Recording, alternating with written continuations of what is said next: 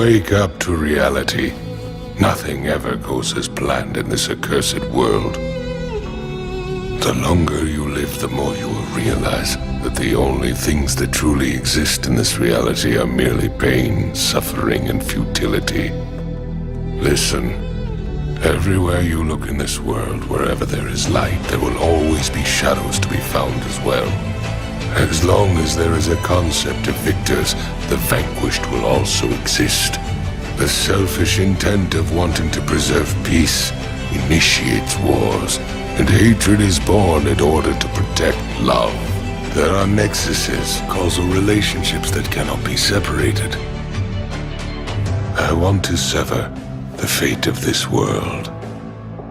A world of only victors. A world of only peace.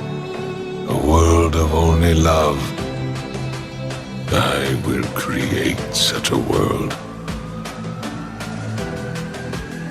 I am the ghost of the Uchiha.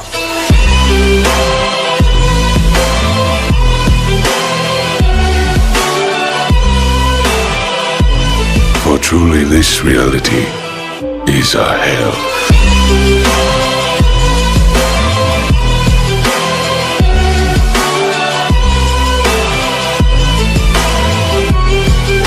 In the shinobi world, it's not how you live, it's how you die. A shinobi's life is not measured by how they live, but rather it's measured by what they manage to accomplish before their death. My life has really been full of nothing but failure. Continually rejected by Tsunade, unable to stop my friend, and unable to protect either my student or my mentor. Compared to the great and celebrated deeds of the Hokage, my actions are trifling, insignificant things indeed. I wish that I could have died like each of the Hokage. The tale is only as good as its final turn of events. The plot twist. And mistakes are an important part of the plot too. I've lived my life always believing that the lessons I learned are what honed me.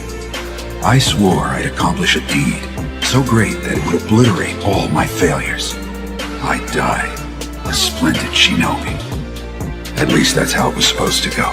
But this, my plot twist. My tale ending like this. The great Lord Elder prophesied that I would be the one to guide a revolution. A person who will make a great choice that will bring either peace or destruction to the world of the shinobi. I thought I would defeat pain, stop the Akatsuki, and save the world from destruction. But in the end, I failed that too. How pitiful.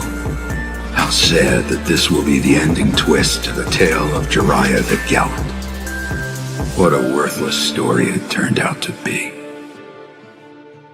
In the name of gain and profit for one's nation and village, shinobi have hated and hurt each other for many years, from the first to the third great ninja wars and the conflicts in between. All of that hatred cried out for power, thus I was born. In the past, I was hatred, and power, and a Jinchuriki. I hated this world and all its people, and thought about destroying both. But then, a single shinobi from the Hidden Leaf Village stopped me. He cried for me. I was his enemy, yet still he cried for me. And he called me his friend, even though we had battled. He saved me. We were on different sides, but we were both Jinchuriki. Between those who have experienced the same pain, there can be no hate! There are no enemies here now, because each one of us bears the pain of having been hurt by the Akatsuki.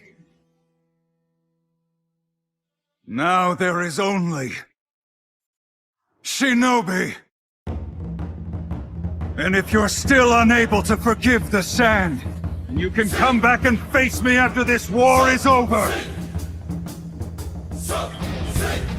The friend I spoke of who saved me is the target of our enemy. If he falls into their hands, our world's finished. I want to protect my friend. And I want to protect this entire world! I am too young and inexperienced to do that. So I ask you, all of you, please lend me your strength for this fight! Nothing happened. Nothing except for the war. Too many people died in this land. All that pain forced me to grow up. That even innocent, foolish children will grow up in the face of pain. Until their thoughts and beliefs are the same as adults. You are still merely a man. However, I, mired in endless pain, have matured and become much more than a man. Yes, I've grown from a man to a god. And since I'm a god, all my words and thoughts have become absolute. Things that I couldn't see when I was human are clear to me now that I'm a god. And being a god, I realize that there are things I can do which mortal men cannot even dream of. Or to put it more simply, I have evolved beyond man. At last, I'm going to put an end to this senseless, war-riddled world. All of humanity, all the nations will learn what pain truly is. Fear would breed a strong aversion to war. Conflicts would cease. It can be said that this world is still in the process of maturing, that it's still on a path to stability. Pain will make the world grow up, just like it forced us to grow up. In order for the world to develop to the point where it can think and walk on its own, it needs the help of a god's hand. This world is still but a child, you see.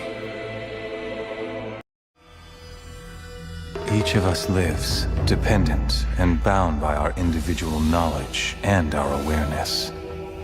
All that is what we call reality. However, both knowledge and awareness are equivocal. One's reality might be another's illusion. We all live inside our own fantasies.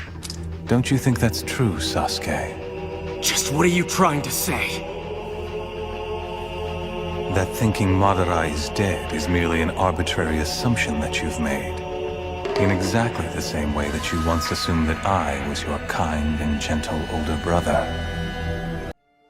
She decided to die at the hands of someone she loved, to protect the hidden leaf. No matter what words you say, to me, the you who could not protect Rin is an imposter. To me, Rin is someone not meant to die. So the dead Rin is also an imposter. Rin is only Rin alive. The shinobi system, the village, shinobi themselves, they created these circumstances. What caused me to despair is this world itself, this counterfeit world. Look at me! There's nothing in my heart. I don't feel pain any longer. There's no need to feel guilty, Kakashi. This hole was opened up by this world of hell. I only had pain inside here before, but really, what's the meaning in that? So I abandoned it all. Meanwhile, you have suffered all this time at Rin's grave, and mine as well. You asked me why I'm doing all this. But even if I told you why, I doubt very strongly that the knowledge would change anything at all. What I want is to create peace and bring about justice. Oh, I see. That is noble of you. That would be justice. However, what about my family? My friends? My village? They suffer the same fate as this village at the hands of you, Hidden Leaf Ninja. How is it fair to let only you people preach about peace and justice? Once, the Land of Fire and the Hidden Leaf had grown too big. To protect their national interests, they forced feudal clans to wage war against each other, and profited from it. Otherwise, the people of the villages would have starved. As it happened, our little nation and its villages became the battlefield where the great nations waged their war.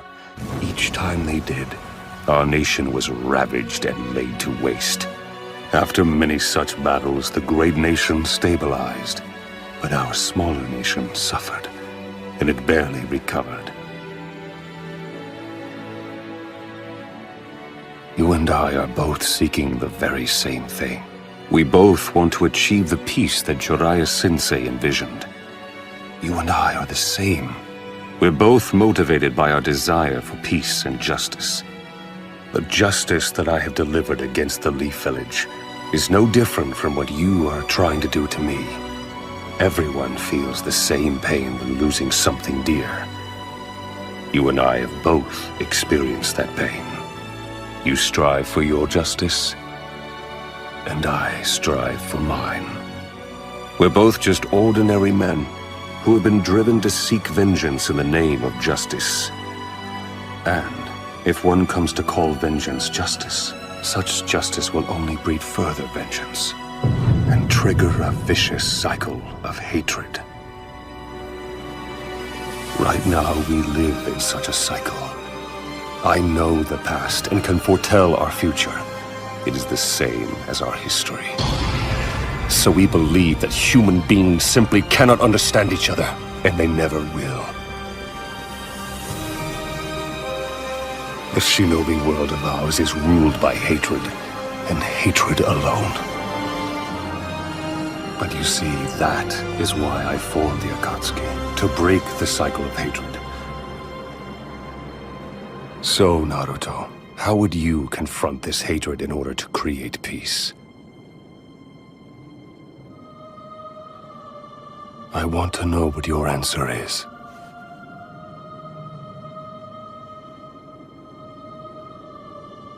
I don't know. I don't have an answer.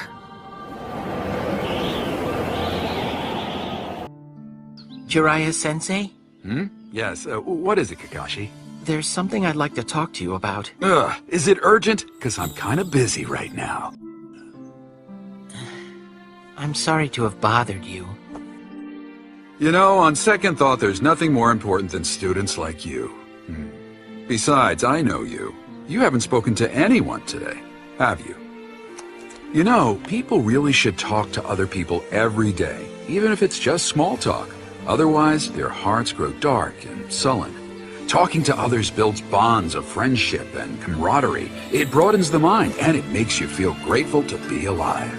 That's the kind of creatures we humans are.